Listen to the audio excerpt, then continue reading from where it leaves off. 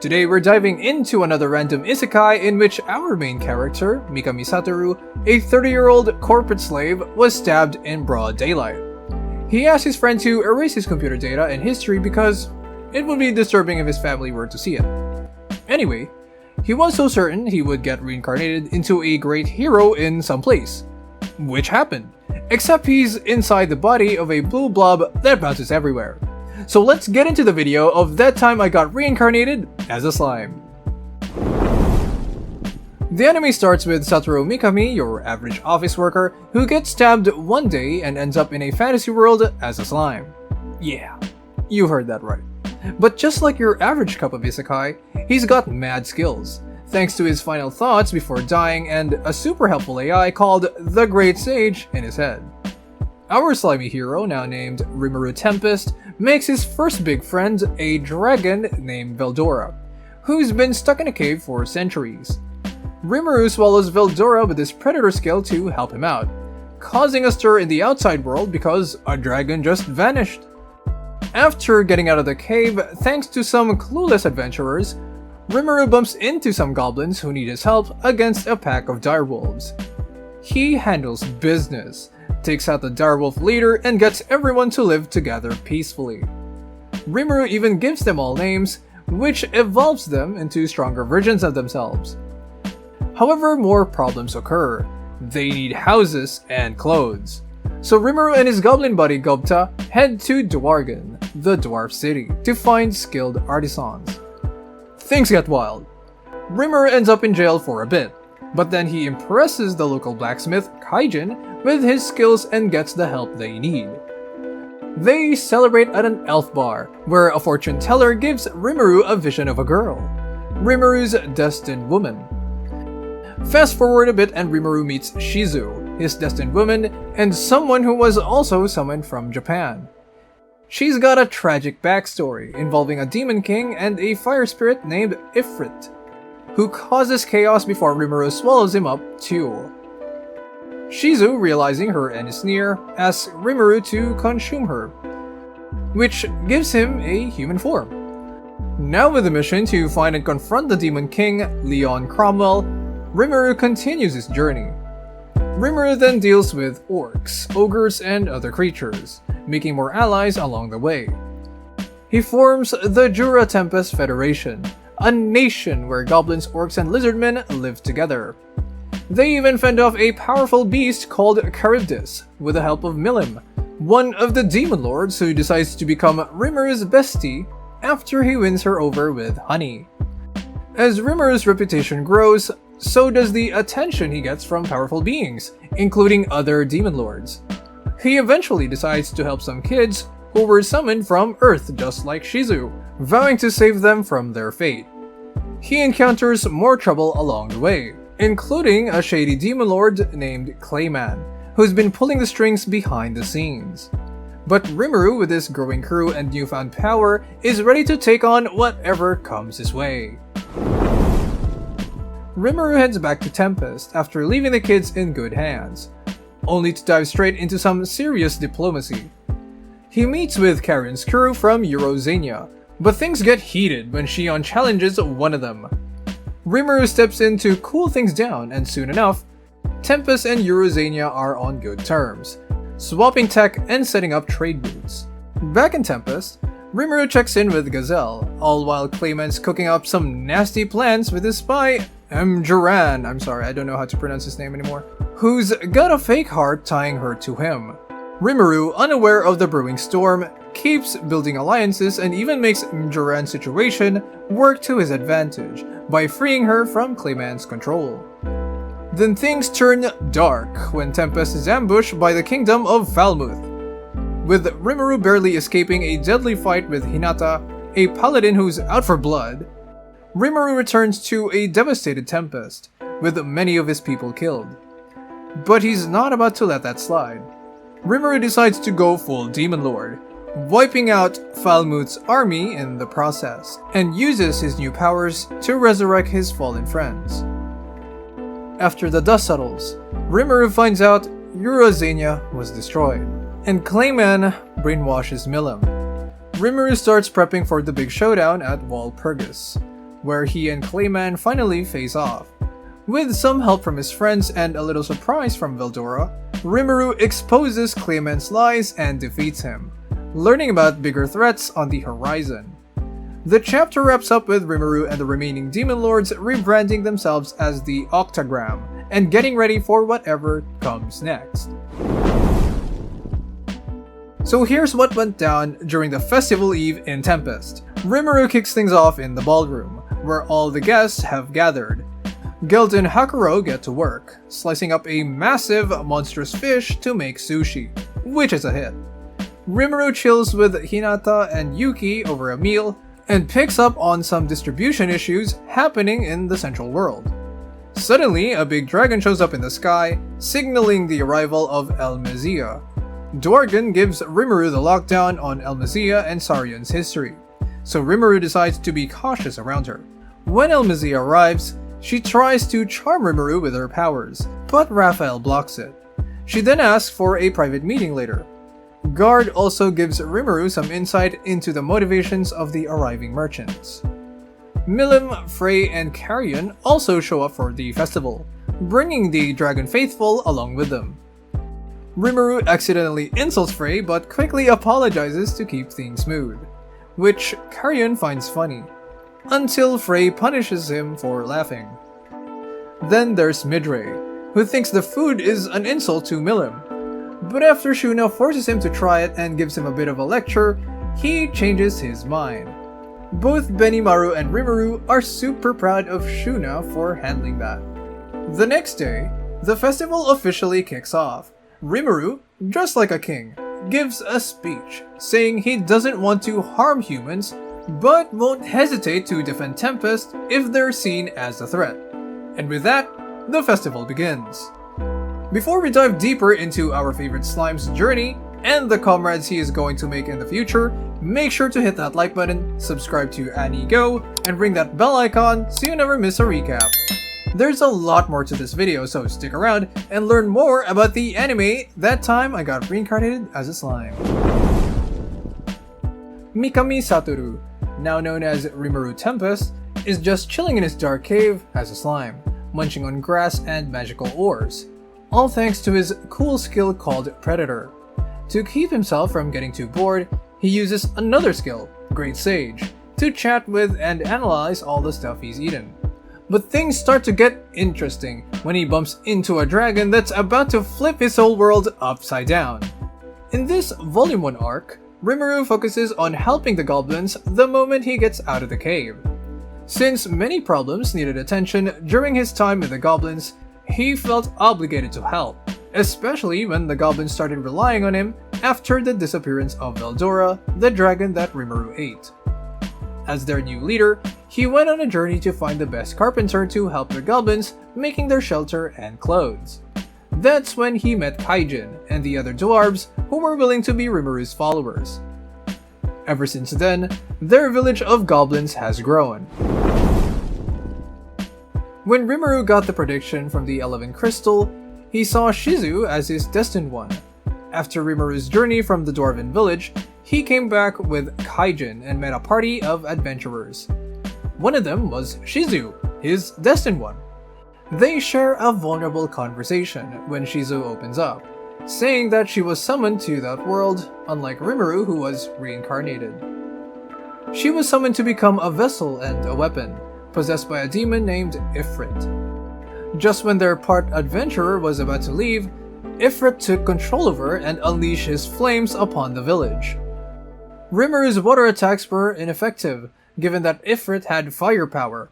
But being a slime has its perks, and one of them is benign fire resistance, so Rimuru was able to defeat Ifrit with his predator skills. However, since Ifrit was the reason why Shizu was able to stay alive, without it, Shizu's age has got her as her death is near. But in her final moments, Shizu told Rimuru about the children she left at the school that she wanted to help. So that promise was made by Rimuru, who would live on by her name and appearance.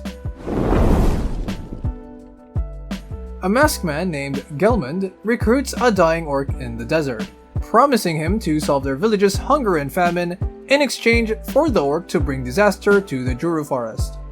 The ogres were one of the victims of the orcs, and their leader thought that Rimuru manipulated those orcs. Rimuru shows off his power to convince the ogres, with some help from the ogre princess, that he's not their enemy and invites them to his goblin village. They find out that the orcs who attacked the ogres were led by a masked mageon named Gelmud. Rimuru suggests they team up, and after agreeing, he names the ogres Benimaru, Shuna, Shion, Hakuro, Soe, and Kurobe, evolving them into stronger kaijins. Meanwhile, the lizardman, since an orc lord, is controlling the orcs and sends Gabiru to get help. He tries to boss Rimuru's crew around but gets quickly put in his place by Gobta. A dryad named Trainee then asks Rimuru to defeat the orc lord, who's making the orcs go berserk. Rimuru agrees and sends Soe to negotiate with the lizardman, but Gabiru, influenced by a messenger, leads the lizardman into a disastrous battle against the orcs. Rimuru's group steps in to save the lizardman and defeat most of the orc army. When they finally confront Geld, the orc lord, Gelmud reveals he created Geld to become a demon lord, but ends up being devoured by Geld, who evolves into Orc Disaster. Rimuru defeats Geld and forms the Jura Forest Alliance, bringing peace between the lizardmen, goblins, and orcs.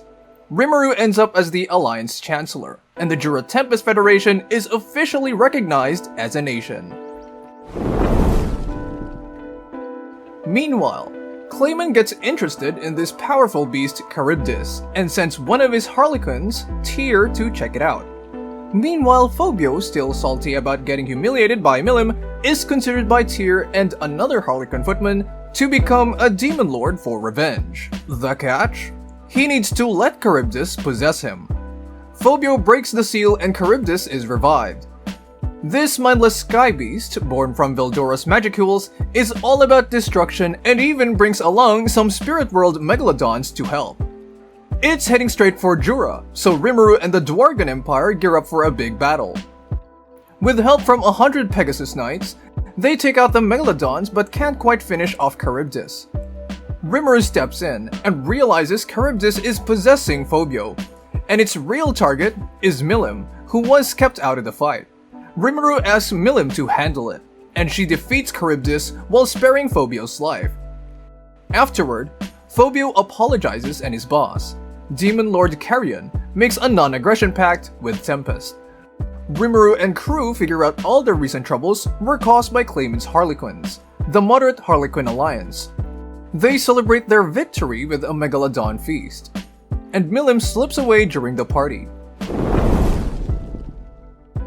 Rimuru has a dream about Shizu's regret over not being able to help her students. 5 kids brought into this world as summons. He decides to go to the kingdom of Ingratia with Ranga to check on them. There, he meets Yuki Kagurazaka, the grandmaster in charge of the kids, who's also a teenager. Yuki explains that the children have too much energy in their bodies, and it'll kill them within 5 years. Rimuru vows to save them and fulfill Shizu's wish. When Rimuru meets the kids, they don't take him seriously, so he challenges them to a series of duels to show them who's boss. After getting defeated, they finally accepted him as their sensei. To save the kids, Rimuru visits Trainee, who suggests they find superior spirits to inhabit the children, which might save them just like Ifrit did with Shizu. On their journey to the dwelling of spirits, they have a picnic and spot a sky dragon heading to the capital. Rimuru eats it with his gluttony skill, impressing a merchant named Mjolnir, who later invites them to dinner and agrees to help Tempest sell their goods. They eventually find the dwelling of spirits and meet a tiny spirit named Ramirez, who's one of the 10 demon lords. She agrees to help Rimuru summon superior spirits for the kids in exchange for a new golem. After some challenges, the kids successfully get inhabited by superior spirits, calming the dangerous energy in their bodies so they won't die young. Before heading back to Ingratia, Rimuru gives Chloe Shizu's magical suppressing mask, feeling it's the right thing to do. Though everything seems resolved, a mysterious woman is secretly spying on Rimuru. A dying woman makes a pact with a demon to avenge her and her partner, and the demon agrees, seeing it as a fun distraction. Shizu, now a powerful adventurer, is summoned to the kingdom of Fieldwood, with others to stop a demon from reviving under the castle. Panic spreads when they learn the demon killed the famous Silverwings adventurers. During the mission, Shizu duels the demon, Kuro managing to wound him enough that he retreats, impressed by her strength. Shizu later discovers that the king and minister of the kingdom were puppets controlled by Orthos, the same demon who was supposed to defeat, who had taken on the persona of a hero to regain power. Orthos plans to sacrifice Shizu and the others, but Kuro reappears, kills Orthos, and fulfills his promise to avenge the Silver Wings. He warns Shizu to stick to the cover story before leaving her alone. Afterward, Kuro watches Rimuru through a scrying glass, hinting that their paths will cross again. Meanwhile, Rimuru returns to Tempest, secures alliances with neighboring kingdoms, and learns of Clayman's schemes against him, setting the stage for future conflicts. Rimuru and Veldora return to Tempest, sparking a big celebration. Rimuru then strategizes with his allies, joined by representatives from Dwargen and Sarian. Laplace, part of the moderate Harlequin alliance, gets kicked out of the Holy Western Empire, revealing he's working for Yuki, who's behind much of the chaos. Rimuru suspects Yuki's involvement, but hasn't figured out his true motives. To manage public reception, they decide to say Veldora woke up during the invasion and was tamed by Rimuru. Rimuru arrives in a panic, warning that Tempest is doomed, but Rimuru calms her down and prepares for an upcoming confrontation with Clayman. Clayman, unaware of Veldora's return, plots against Rimuru while believing Mjuran is dead. Rimuru supports Yorn as the new king of Falmouth, and after some tests, Yom proves worthy. As Walpurgis approaches, it's revealed that Milim has been brainwashed by Frey and Clayman. Rimuru sets a trap for Clayman's forces in Eurozania, leading to a decisive victory.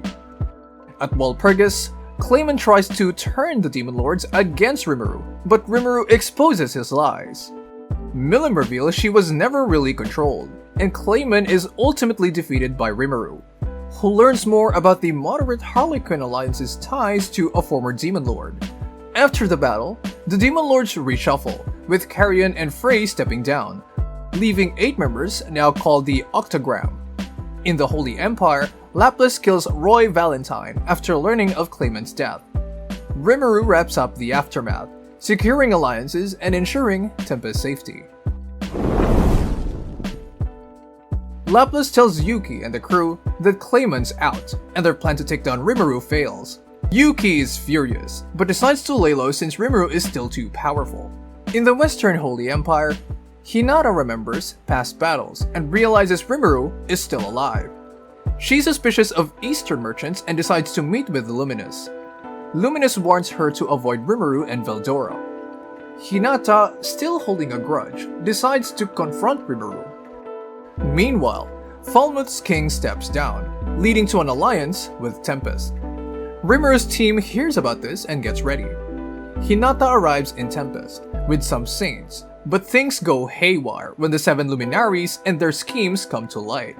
Hinata and Rimuru fight, but eventually call a truce when they discover they've been manipulated. Luminous helps heal Hinata, and they start mending relations. In the end, everyone's chilling, enjoying food, and making peace, but Damrada and Yuki are still plotting their next moves. Rimuru is throwing a big festival to celebrate Rimuru City becoming a nation. First up, he checks in with Vesta and Gabil about those healing potions and chats with Shion. Then he and Shuna visits Yoshida, a chef from another world who wants a special dish in exchange for his loyalty. Things get tense when Viscount Kazakh tries to take advantage of elf slaves, leading to a showdown with Guard. Kazakh vows revenge, but ends up being booted out. Rimuru and Kazakh talk about plans and consider opening a restaurant for Veldora. Rimuru's got big plans for Tempest, a resort, an arena, and a dungeon. He talks with Fuse about inviting Yuki and Milim, and even Dwargos to be in the loop. Meanwhile, Ramirez and her crew are setting up a new labyrinth and dungeon with cool features and bosses. Rimuru is also making sure the dungeon is top-notch, with help from Milim and new monsters. The Tengu arrive, and Mom G, the female Tengu, makes a deal with Rimuru for an alliance. They work out a marriage proposal for her and Benimaru. The festival kicks off with a bunch of guests, including King Blumund and Yom, now king of a new kingdom. Masayuki and his crew show up too. As the festival begins, Rimuru gives a speech promising peace but warning of consequences if anyone threatens him. Lots of food, fun, and intriguing guests are on the agenda. Rimuru's journey illustrates the importance of effective leadership and personal growth. He starts as a humble slime but evolves into a powerful leader by learning from his experiences, making decisions for the greater good, and adapting to challenges. It is also thanks to him that the monsters of the Juro Forest now have the unity without discrimination against each other's species. Rimuru consistently shows empathy towards others, regardless of their background or race. This helps him build strong alliances and foster a sense of community in Tempest. Even if the enemy has dealt damage to his community, he still gives them second chances and redemption, just like that jerk lizardman. Building and maintaining a strong, supportive community is central to the story. Rimuru's dedication to create a thriving, inclusive society in Tempest highlights the importance of community and mutual support. And that wraps it up for this magical world of That Time I Got Reincarnated as a Slime. There are still a lot of adventures that aren't animated yet, so let's keep a heads up for the next season. If you enjoyed this recap, drop a like, hit that subscribe button, and let us know in the comments what anime you'd like for us to cover next. Don't forget to ring the bell so you're notified when our next video drops. Thanks for watching, and see you next time on Anigo, anime recaps on the go.